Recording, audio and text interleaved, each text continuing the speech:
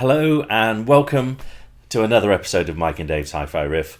I'm Mike Evans. And I'm David Price. And David, on this week's riff, what should we talk about? It's the Auralic Vega 2.2. Cool name. I Thank think you. It's a cool name. What, Excellent. David? David's a good name. David's a good name. Solid name. Yep. No, I like it. I've got one here. Popular, Bowie, Beckham, you know. Absolutely, yes. So, the streamer. Yes. The streamer named after the cosmic constellation, I'm assuming. Or Suzanne. Could be named after Suzanne. I'd never even considered that. No, fair point. Very good first album. Point. It was. Almost as good second album. After that, a bit downhill. Yeah, bit same old, isn't it? But brilliant first album, absolutely. We listened to that a lot when we were kids. Yeah. We really did. It was excellent. And here we are. Look, this is the Auralic. This is the Auralic Vega, which is 10 kilos of streamer. Yes, it's a heavy streaming thing. preamp. It is Yes. particularly heavy. Yeah. I'm not entirely sure why it's so heavy. I'm not quite sure what's doing here. It's got some kind of large amounts of copper, Mike. It's what it is. Used to be in the ground, is now in that. I think most of the ground is in here, without a doubt. Yeah. So a little bit like the old Sonys back in the day. Then like your CDPX77ES, which has got copper everywhere and weighs a ton. So well, it's definitely a kind of Japanese battleship, 90s battleship approach to things, isn't it? It really is. It's seriously heavy. Yeah. It's a fantastically well put together bit of kit. Yeah.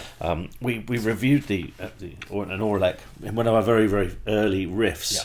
Yeah. And we really enjoyed that. One of the was like the baby streaming preamp. Yes. Which I thought was fabulous. And this is even better. Yeah, I mean, this is basically a much higher level product. I think it's about £6,900. It's big bucks. It's not the top of the range, but it's big bucks. It's got a lovely screen. Yeah. It's got a lovely premium feel to it. Yes. I'm going to have to show you the back of it as well, obviously. Why? Because this is what we do. Mike got incredibly excited when he saw all of the different connections on the back. There's everything on here. Yeah. There's literally everything. And I'm very impressed with it. From balanced outputs to it's even got an HDMI ARC return on it. Yep. So you can put it into your audiovisual system if that's your thing. All the normal stuff. So you've got your LAN inputs, various analog inputs. Yep. Coax, Toslink, everything you could ever imagine. Even a USB if you want to plug your phone in. Which I have actually done. It's worked really, really well. Yeah. I've used a few different inputs with it. I've had it for a little while now. You can use a NAS drive, plug a NAS drive in as well. Exactly, and it streams very well from my NAS drive remotely. No issues at all. I've plugged my mobile in and just played it from Qobuz on my mobile, and it's been a treat. It's been really, really cool. I'm going to move it over here because it's squashing me here. And also, my main way of playing it, as you know, I've been using Rune for it and streaming things on there. We've reviewed quite a few streamers, haven't we, over the last however long we've been doing Riff for now, and some of them have been a real pain in the bum to set up. I remember I came over to yours and we did a review of streaming speakers, didn't we, with all the different ones you could get from the Q Acoustics and the Klipsch and so on. And some were just a joy to set up, and others were just an absolute nightmare. Almost to the point of giving up. This Auralic is beautifully easy to set up. You plug your LAN cable into the back, and it just seems to work. And you plug your devices in. It's great. One of the things I really love about it is I like the preamp stage. It's a properly good preamp stage. With a really nice what's the word on the volume control? Laddered volume control. Ladder volume control. And it's really sweet. And it's and it's all you change your volume control on your device, and hey presto, you can hear it clicking as it goes through its laddered steps. But really lovely. So not a digital volume control then. No, really smart. I like the fact that it then takes a preamp out of the equation. And I'm a really firm believer that sort of less is more. So if you can just plug this in and use the preamp stage in this, why would you put another preamp in the way? And it's worked really nicely for that, and it's also got an extra input if you need that as well. In fact, I'll tell you what, this is interesting. We've just set up my LP12 today, and we put a cartridge on it. We put the Nagoka cartridge on it, which we've talked about in a previous riff. And we've got my Arcam phono stage, haven't we? The R phono. Yep. Which we'll do a riff on as well, by the way. I could put the R phono into the Auralic, couldn't I? Yeah. I could just take that stage out. That's a great shout. I'll do that later. It has an RCA analog input, doesn't it? Unbalanced analog in. Unbalanced analog in. That's all we need, isn't it? Yeah. And I could do that. I'll do that later. See what that sounds like. Yes. Excellent. And then, sorry, I digress. So what I've done then is I've just taken this and I've put it straight into my... In fact, on my second system, I've got an Exposure Super 8 power amp. Yeah. Not film camera. That's right. Look at you. That's a good reference. That's what we call a mic joke. That was really good. It's like a bad punning joke that most people wouldn't get. And I thought it was really funny. Yes. So, but then I do tend to laugh at my own jokes. You do. Yes, so, it's one of your few character flaws, Mike. Well, it's because no one else tends to, so I feel like I should make up for it. That's true. So, if you don't, no one else will. Exactly. So. And then I've used it through my quad electrostatics, which we've listened to today. Yeah. Sounds nice, doesn't it? Sounds more than nice, I think. Yeah. I think it's got a high-end sound, doesn't it? It has. That's the best way. Super smooth. Yeah.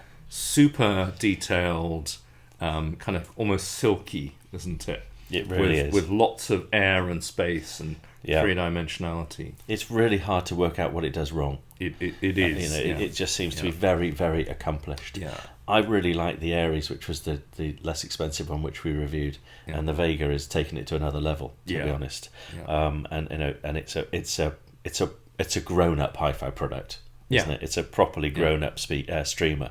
And well thought out, well engineered, clearly by the weight of the thing alone. But the sound of it is the proof of the pudding, isn't it?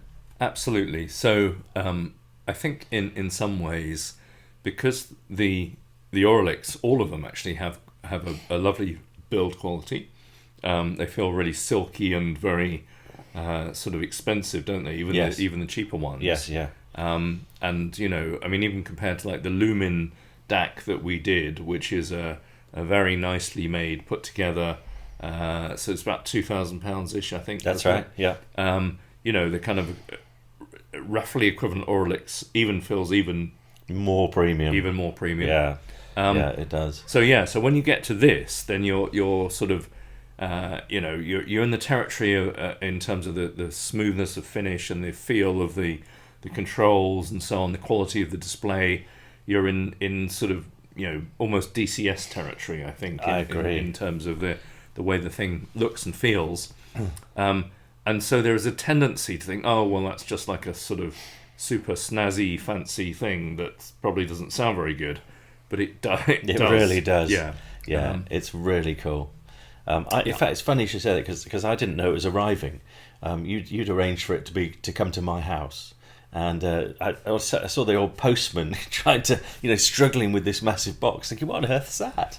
And it was delivered, and I sort of unboxed it and found this Auralic streamer in it, and I had to phone you up and say, am I expecting this? But it was quite a nice surprise, actually. I thought it was a large crate of beer. You were really disappointed. It was just before Christmas.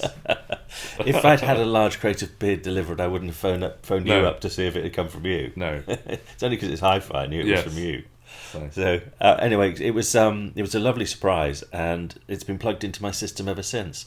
We talk about, and I take the mickey a little about, I know when a system, when there's components you like, because your regular components sort of disappear out of the room for a bit.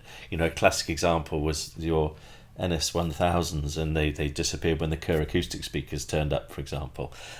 Been the same with this for me with the Auralic. I haven't plugged my Unity Atom in. My name Unity Atom streamer in since I've had the Auralic. So it's been an absolute cracker, and I've really enjoyed living with it actually. So. Well, you're making me feel bad now. It's going to take it away afterwards. So, you're going to have to clutch it out of your dead hands again, Mike. Yes. So yeah. It's going to be the ATC SCM40 all over again. So hang on. So you didn't tell me it was arriving, and now you've only just told me it's leaving.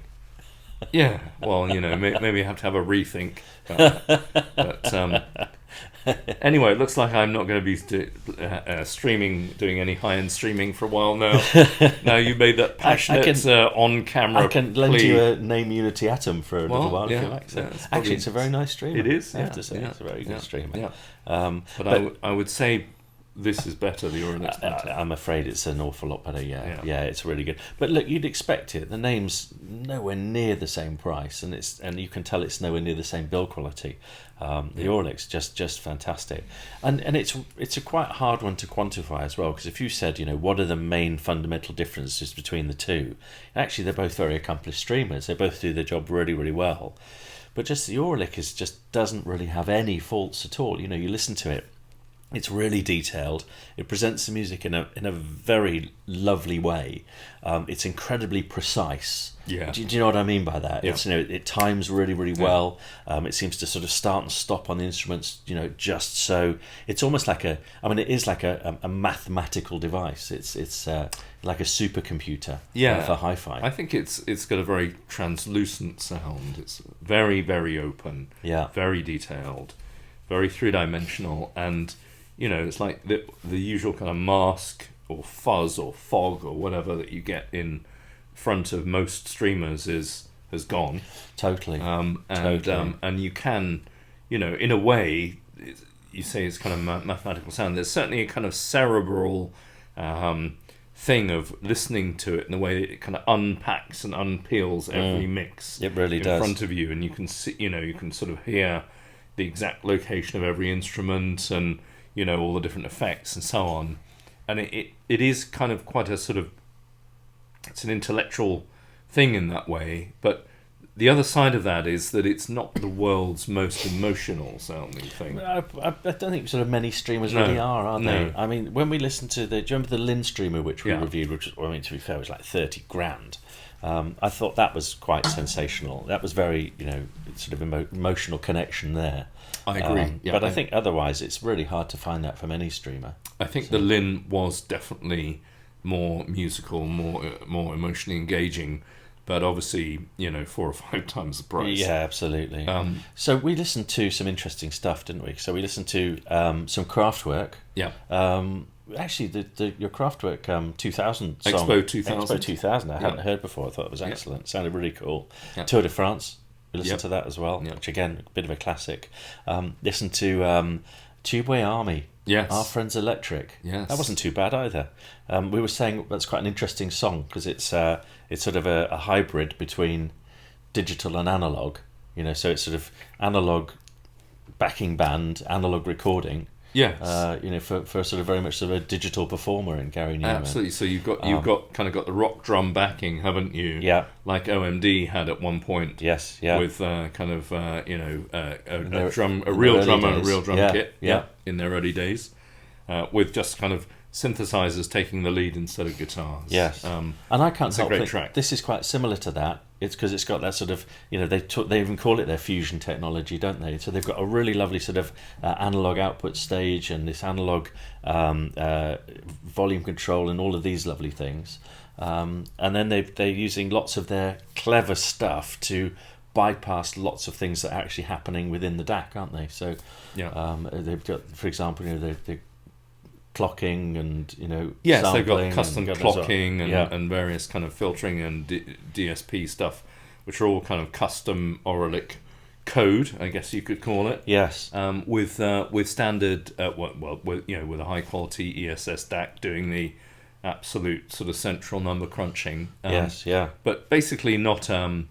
It's not just to kind of buy some chips from radio spares. No, sure. Chuck them in a box. Sure. And also this has its own Class A output stage, sort of Auralic specific, and a special power supply and a screened off DAC section, etc. So they've really gone to trouble. I think it's properly engineered and designed, like as you would expect for a premium product like this.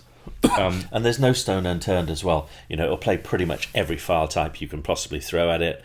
It'll take, as we say, almost every input. It's quite tweakable as well, so you can change things like the voltage output of on the output, on the analog output stages, do all these things really, really easily. So, and it's got a very intuitive interface when you go into the screen. Very easy to work and operate. I really like it. How did you find the app, the Lightning app, Lightning app? I didn't use it. Yeah, I didn't use it at all. That because you're a posh person who's got room. Do you know? I've kind of. This is going to be a horrible thing to say, but I've almost given up on using the apps which the manufacturers tend to recommend. I have used the Auralic app before because I used it when we did the original. And it is good, I think. Yeah, it's one of the better ones, without a doubt. Yeah. But I just think I'd just rather use Rune, which is just my go-to now all the time. Yeah. I tried to use, for example, the Lumen app, which was just for me an absolute disaster. But then Cambridge do a really good app, the Stream Magics. Yep. Great. And the name actually is not too bad at all. Yes, it's name's pretty good cool. app. Yeah. And the Auralic app is absolutely fine. fine. Is good as well. Yeah. So. But it's just the Rune is just so intuitive and Yes. so nice and such a lovely interface. So Rune have just been bought. Did you know that they've just been bought out? No. Be interesting to see what happens with their parent company, right. And what goes on there. Perhaps they can sponsor you, Mike. That'd be nice. Yeah, free subscription would be a good start. Well, you get that would do. Is this why you've been mentioning how good they are at every single? It's total waste of Surprised time. you didn't do it during our Nagoka, cartridge review as well. You sure I didn't? No, not. You're going to flash a message up, aren't you? That's right. Hello, while I'm Rune. explaining how the moving permalloy works, Go, hello, Rune, please sponsor me, love Mike. Yes, absolutely. So basically, we Thanks apologise for for you having to watch that last 3 or 4 minutes of Mike saying all the other apps are rubbish and I use Rune.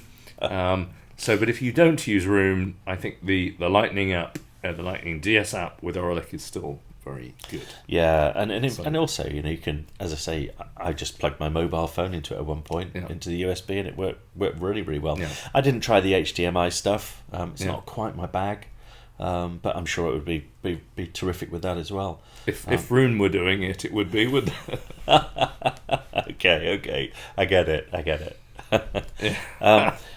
But no, it's been a pleasure to use, and it's nice to sort of experience some of these high end products, which, to be honest, I couldn't justify spending that $6 or $7 grand on a streamer. No, because you use Rune, don't you? You haven't got any more money left. Exactly. No, absolutely. So it's lovely when we can, and it's been a pleasure doing it. So, in terms of Riffometer, actually a little bit of a tricky one for me, because as much as I love it, it's still got quite a high price tag, and I think I don't know, I'm probably looking at 8.5, something like that out of 10, just because it's just a little bit pricey for my budget. So would you be somewhere along those lines, do you think?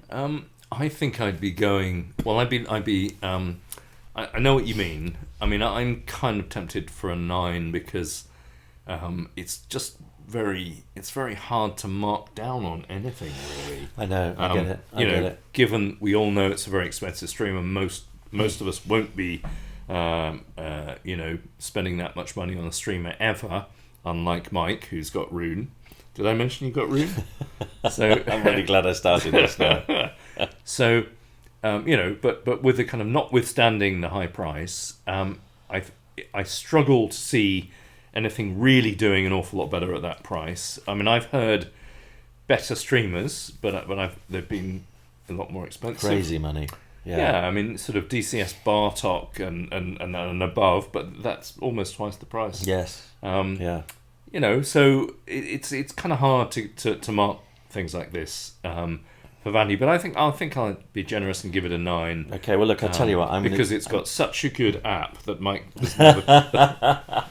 I'm going to go with you. I'm going to give it a 9 as well. I'm going to up my score. All right. Because you've taught me into that. Do you want to do a riff for Rune as well, Mike? We should. A riffometer for Rune. We should do a riff for Rune. We should do a riff for Rune. Well, that would be actually there's no really, need, really because good. I can do it for you. It's 11. Okay. We should do a whole riff on Roon. That would be excellent. So, It's anyway, and I'm not going to go on. I'm not going to say. I'm not going to. No, you're just you're about luring me into it. about- I can you're tell. about to go off I can on one, Feel weren't it. you? I can feel it. Actually, So, no, yeah. cool. So very good. So Auralic, Vega, Yeah. G2, 9 out of 0.2. 10, 0.2. Yeah. Highly recommended. And just a sort of a parting thought. So, I think it was 10 years ago that Auralic started making their products. I think the original Vega was a USB DAC. Yes. Yeah. So it was basically a DAC with a USB input, and that was the sort of, trend. It was really cool and trendy to have a USB input on a DAC, but that's kind of how it started, as far as I can remember, anyway. And 10 years on, they're making products like that, aren't they? So, how far? I know, they I have know, gone. and they've done a great job. You can tell they've been at it for a while. And speaking of that, speaking of people who've been in the industry for a while, we should probably say thanks to Richard Bates for lending us this, who's our Auralic man, isn't he? He's a lovely bloke, and we've known Richard for an awfully long time. Yes. So thanks very much. He said for that. when I spoke to him on the phone, he said, "Where do you want me to send it?" I said, "Send it to Mike." He said, "Oh, I don't know about that." No, I bet he did. He said, "I won't get it back." Yes. And on that note, On that bombshell. thanks very much indeed for watching this episode of Mike and Dave's Hi-Fi Riff, and we'll see you at the next one. Bye. Bye. If I'm invited.